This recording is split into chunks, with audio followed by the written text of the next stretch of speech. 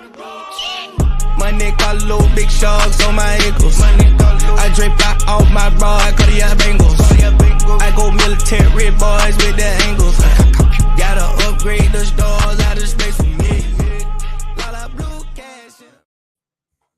Good afternoon, Jets Nation. Welcome to the Jets Duo Show, episode 33. I'm your host, Drew Jets, joined by my co-host, Italy Jet. How's it going, man? Doing pretty good, man. How are you doing? I'm doing pretty good. School started Tuesday, so just getting back into the swing of things. But, you know, it's the first week. Nothing too hard's going on. And, of course, football's about to start, so I can't complain.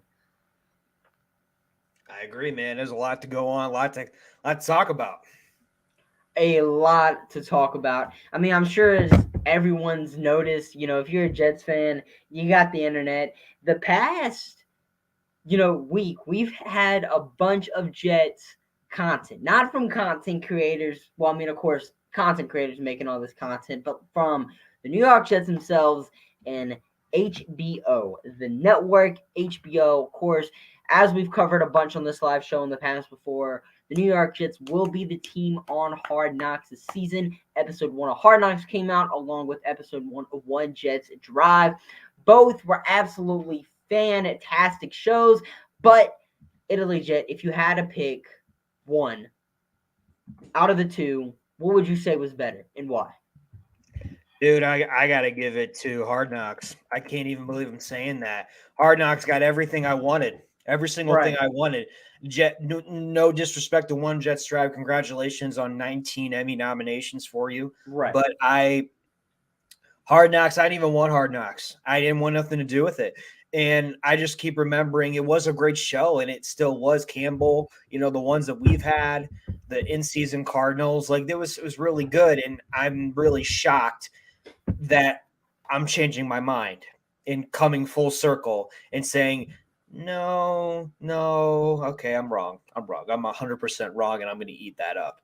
So, no, I loved everything. I loved all the quotes. I loved all of Aaron Rodgers. I love Surratt. I love Wilson. Both of them, both Wilsons. Everything is what I wanted and more. I can't wait for episode 2, man. Same here. I mean, it just blew me away from the intro where they're taking us back to the old New York Jets days, to the theme music, to the voice of God, as Aaron Rodgers calls it. Right. And, it was kind of some of the same content as One Jets Drive. You have Method Man breaking down the huddle and all of this. But it was just a lot of great stuff to see because we've talked about it a lot. Because, with One Jets Drive, you knew it was going to be censored. You knew you really wouldn't see a whole lot of bad stuff about the New York Jets. We kind of just put it in, just the Jets in the spotlight, giving the fans some hype. And that's what it's been doing for however, many years One Jets Drive has been running. And, I saw they tweeted out today, the first episode of One Jets Drive was 9 minutes long. Fast forward to this year, it's a whole 1 hour show. It's like they've come a long way with One Jets Drive, and I'm sure in years and years it definitely will get better. But just what we have from Hard Knocks, because Hard Knocks, they've been doing this for so long. They know what they're doing, and just getting the mic'd up of players during practice, like the game where they were trying to knock down the pylon with, the footballs between Hackett, Rodgers, Zach Wilson. They're saying all this stuff to try to mess up. The Aaron Rodgers told Nathaniel Hackett, Sean Payton, absolutely cracked me up. That's the type of stuff you wouldn't see on One Jets Drive. It was a lot of funny stuff that happened too. And really just a lot of, personality shown from Aaron Rodgers. Everyone's portraying him to be this, devil behind the scenes and whatnot. And then it comes to Hard Knocks, he's goofing around with all the coaches, with all the players, just really seeming like he wants to be here. And that's something that, he never did in Green Bay. Now we're getting this inside look at Aaron Rodgers, and it's just great to see that. Of course, one of the other highlights of the episode was Tanzel Smart calling a charcuterie board, a charcuterie board. It was absolutely hilarious. I mean, One Jets Drive, it's still a great show, but I mean, Hard Knocks, I think they really blew it away. So in episode 2, Italy Jet, what are you looking forward to seeing? Episode 2. I want to know more about. Whatever. I honestly, I want to see more about Q. I want to see more about Quincy Williams, this contract. I want to see about the holdout. I don't think we will. I don't think we will because they got it done before Hard Knocks was there. So I don't think that's going to happen. I think they should highlight Tony Adams. And they should highlight the linebacker room. I think they should highlight McDonald and Tippmann. I think they should highlight Becton. They have a lot of things they can highlight. And Nathaniel Hackett's my guy. I became such a huge fan of already, and now seeing him with this, it's even more of a fan I am now. And Olbrook, holy crap, the jump to last year to this year now. I'm rooting for Olbrook now. Like, it's really cool seeing one. They extremely like each other. They all love each other. It's one big happy family. We haven't had that in 12 years. 12 years, we haven't had that crap. Just saying. Now, holy crap. Thank you, Hard Knocks, for giving us all this content. Thank you now. Like, I love it. It's one big happy family. And not only that, you're seeing growth from the coaches, the players, growth on, Salah, even though he doesn't, he's negative, but he's very positive too. But they're both positive and negative people at the same time, 50-50 Aaron Rodgers and Salah. That's why I think they get along so well. So, but with Nathaniel Hackett in there, it's going to be great. I love this team. This just made me want to run through a freaking brick wall. So. Oh, yeah. And, you mentioned all the other players that we need to see on Hard Knocks. I definitely feel like, episode 1, and what's up, John? Welcome to chat. Love having you here, man. Episode 1 was more so just focused on Aaron Rodgers. Like, that was the primary focus of episode 1. And as you said, episode 2, really just want to get into, like, Mekhi Becton, really want to see, like, more in-depth look of what he's been doing the past 2 years. Just kind of see all of that, just seeing his, get back to the game, all of this. Really want to see that, how the rookies are progressing in their first year. Of course, if Dalvin Cook is eventually signed, which who knows if that's going to happen at this point. It's the steam is kind of just rolled off on that. But if Dalvin Cook does get signed, really looking forward to seeing how that negotiation played out. Because, if he was there for like an entire day at the Jets facility, Hard Knocks is covering every single beat, bits and details of all of that. Also going to be interesting to see the joint practices played out on Hard Knocks. But overall, was super impressed with episode 1. And I've never watched Hard Knocks in my life before. I know I've been missing out on a lot of stuff because this, episode 1 with the Jets is absolutely great. But it just blew me out of the way. Just super impressed with episode 1 of Hard Knocks. And I hope you guys enjoyed it as well. But speaking of the joint practices, the New York Jets are in Carolina right now. We were supposed to have joint practices with the Carolina Panthers today. Weather kind of canceled that. But yesterday we did have joint practices with the Panthers, and it was, a little sloppy according to all of these, beat writers and even the Jets players themselves. But Saturday we do play the Carolina Panthers in, of course, Carolina. Second preseason game of the year versus the Carolina Panthers. So, Italy Jet, what, are you looking forward to seeing in this preseason game? And do you have any thoughts on the joint practices yesterday? Man, joint practice. You got the second time you've seen your team against opponents. So it was different. Our defensive line was great.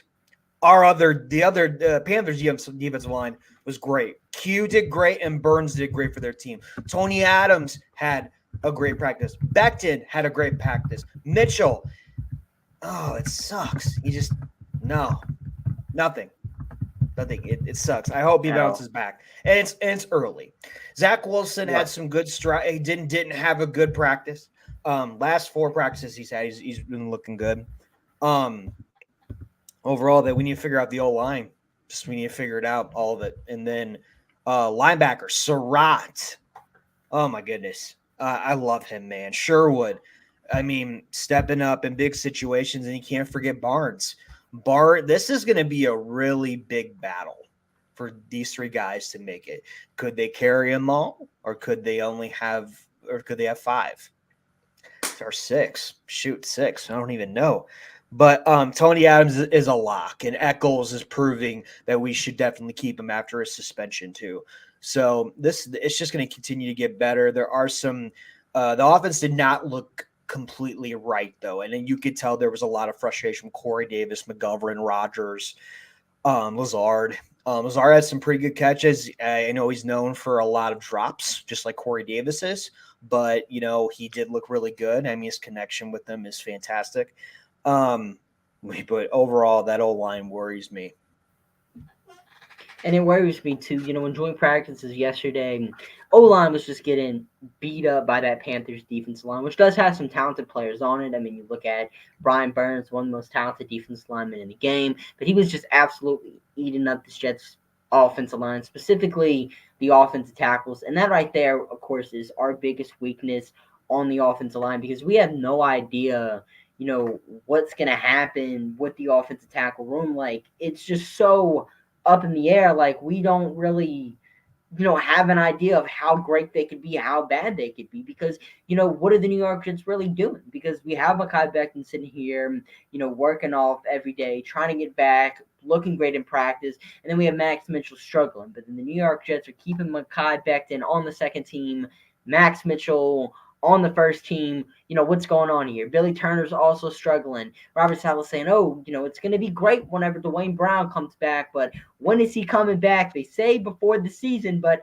honestly, who knows at this point? And then, are we going to move Elijah Vera Tucker back on, at the tackle position? Yeah. Is that going to end up happening? That's going to be something important to watch as well. If, that keeps on progressing. Dakota coming in the chat saying, Liddy, love to have you here, Dakota, as well. And really just in this preseason game, I'm looking forward to watching two things.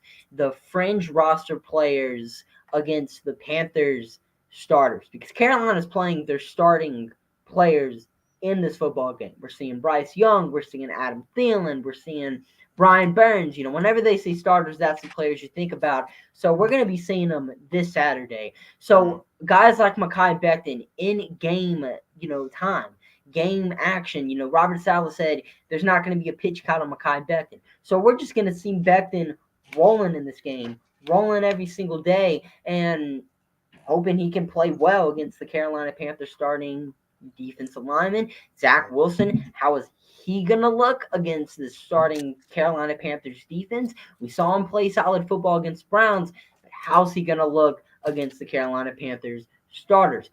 Really looking forward to seeing how that plays out as well. It's just going to be, just super important to watch that.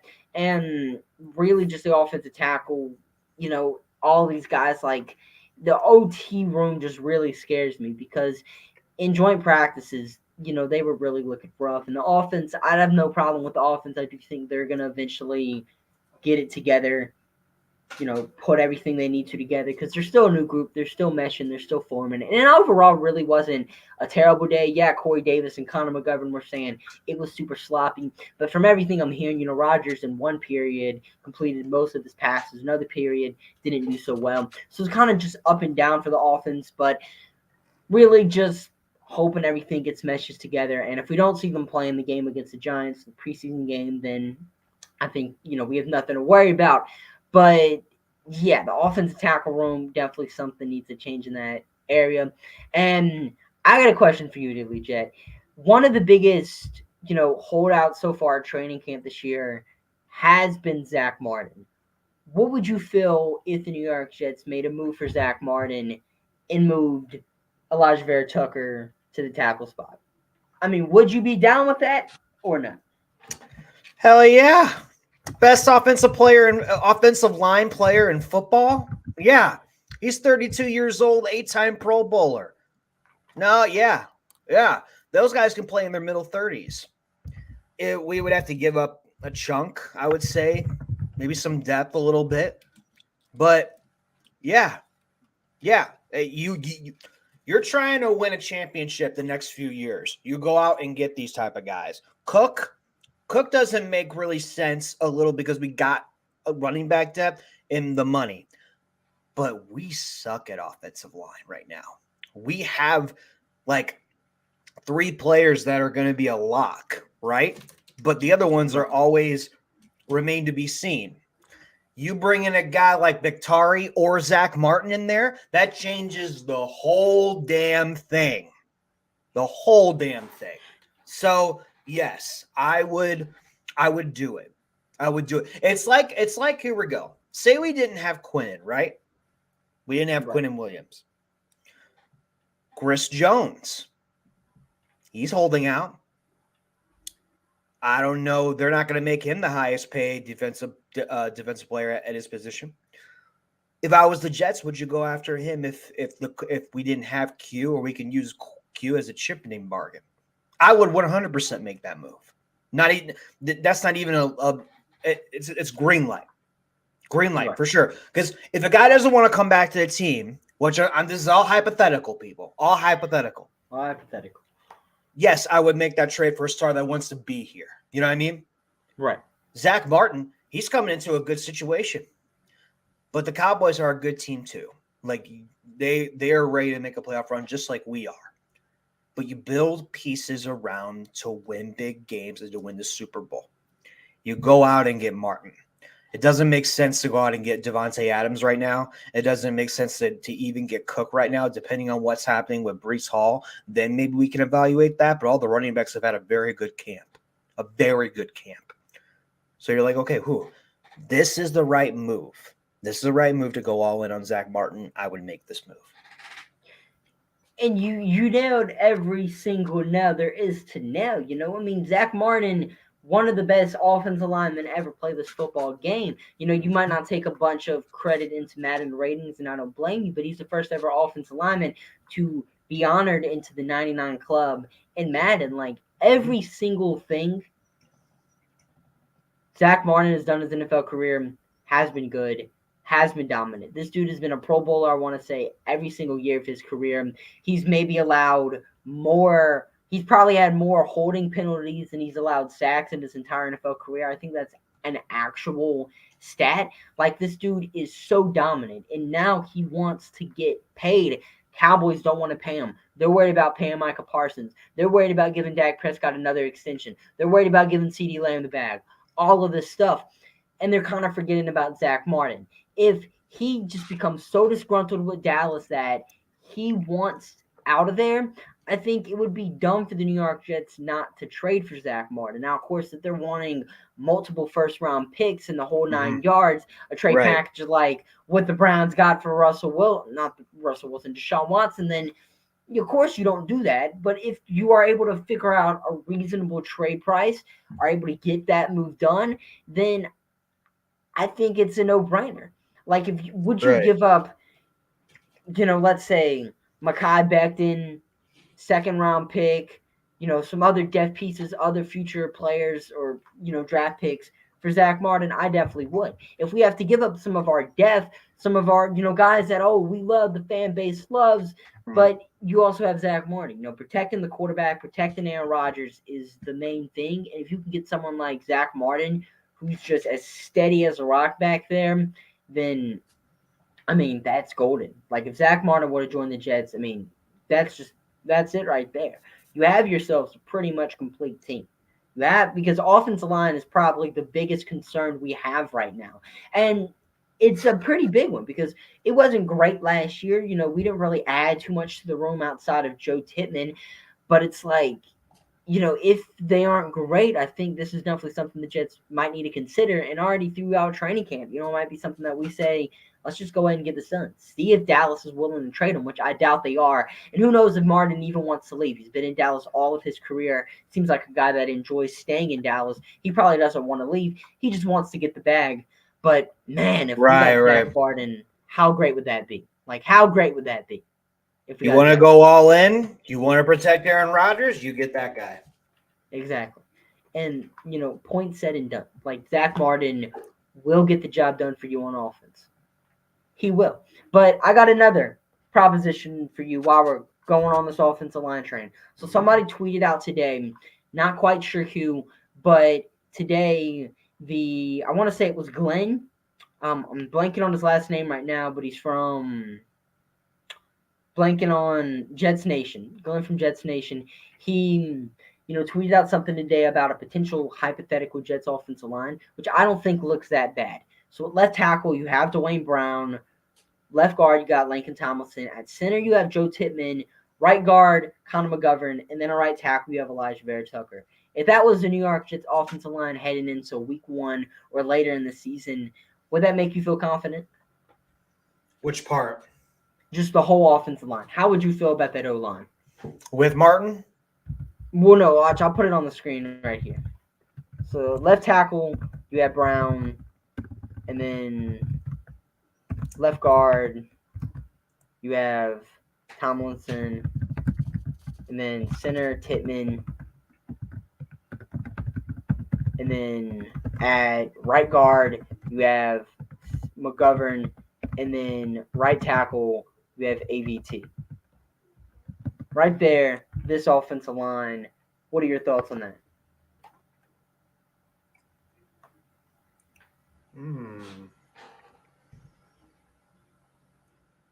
Wow.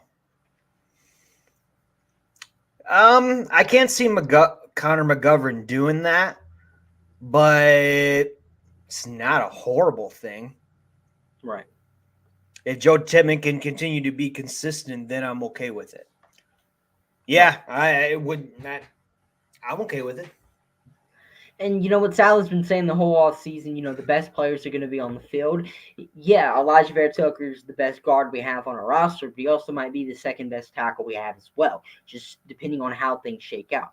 Billy Turner was getting beat by Solomon Thomas today at practice. He was getting beat by a bunch of these players. Solomon Thomas doesn't even play defensive end anymore. This dude's a defensive tackle. Billy Turner's getting beat by him. And overall, what we've seen from Billy Turner hasn't been great. Same thing with Max Mitchell. Mekhi Becton's, been a silver lining. He showed a lot of promise, but who knows how healthy he's going to be this whole thing. And, of course, we know how much they love Dwayne Brown. And, of course, I wouldn't be mad if you would have a line of Brown, Tomlinson, maybe Tippmann at center, Vera Tucker at guard. Then you have Becton at right tackle. But I just want whoever's the best tackles playing out there. And if this is what the best offensive line looks like, then so be it. But enough of the offensive line talk. Moving on to the other side of the ball. The New York Jets brought in the XFL Defensive Player of the Year. And bear with me here because his name is pretty difficult to pronounce, but I'm going to try my best. So we have Pita Taumenu. It's a difficult last name to pronounce, but this dude was an absolute stud in the XFL last year. He played for the Vegas Vipers, and he had the second most sacks in the XFL with 7.5. He had. I thought it was Arlington. I thought it was Arlington. He didn't. He was with Vegas. We also signed we signed a defensive tackle from Arlington, but he wasn't the defensive player of the year. Pidu was from Vegas.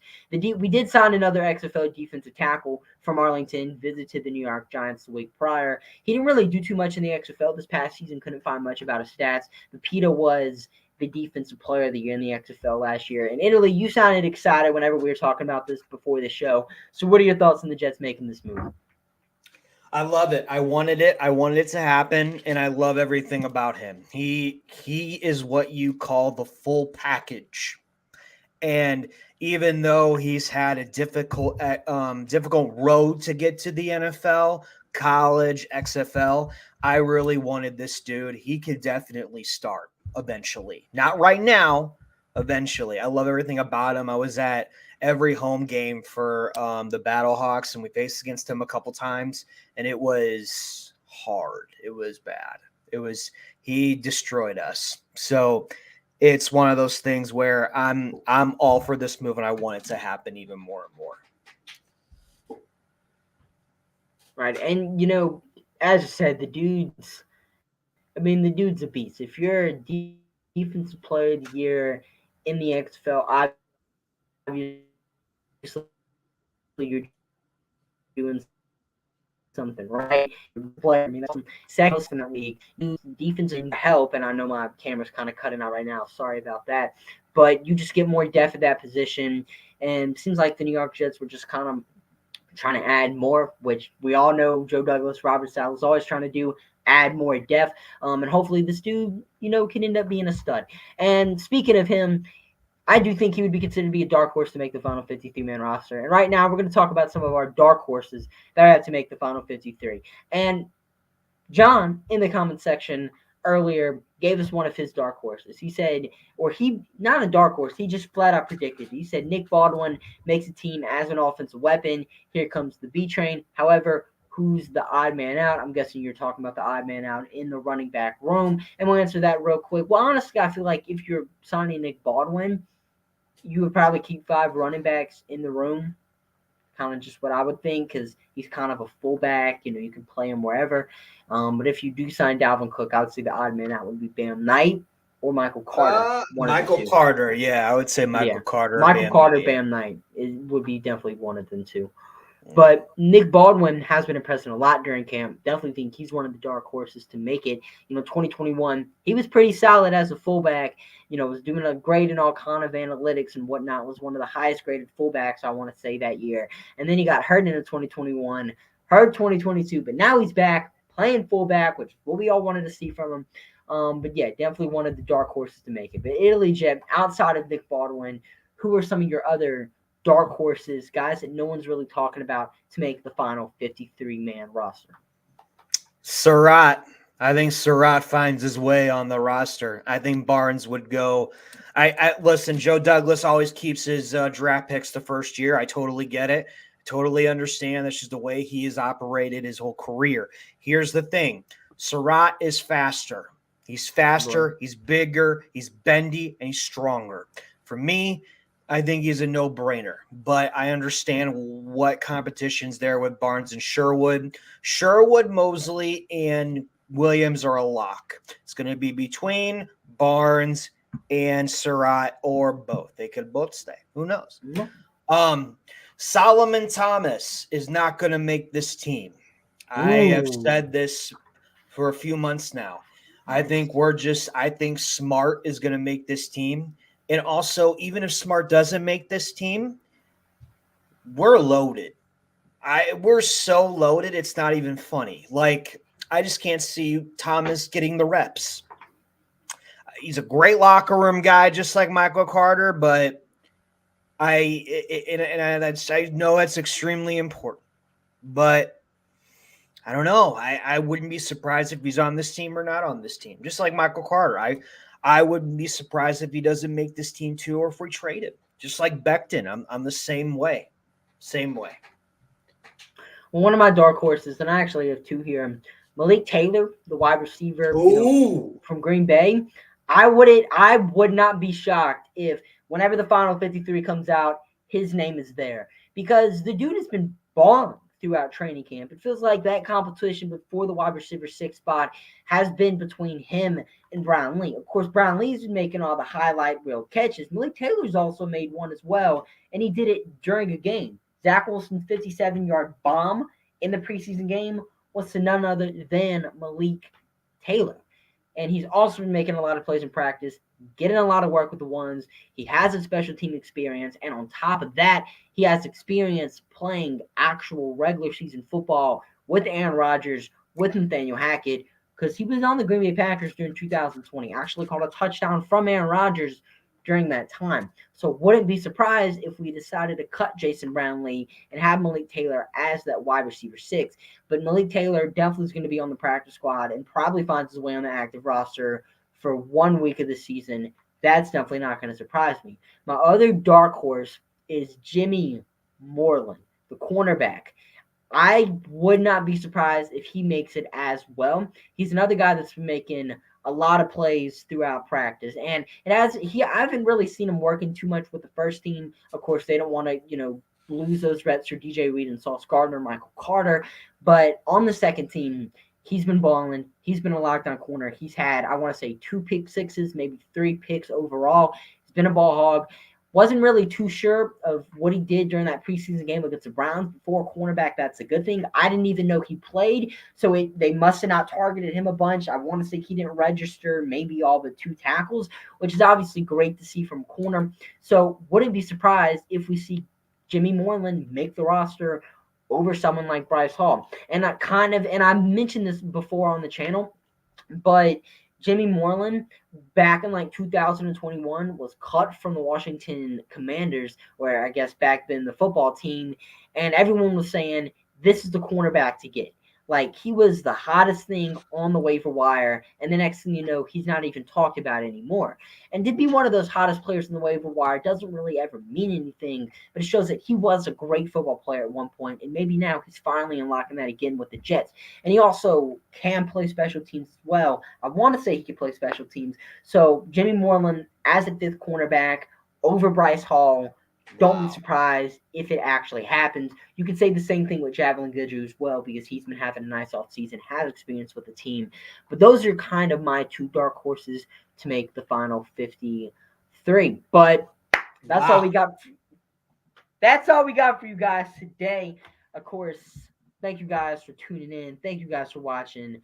Before we get all this outro stuff, kind of jumping the gun here, we got to give our closing thoughts. So, Italy Jet, what's your closing thoughts?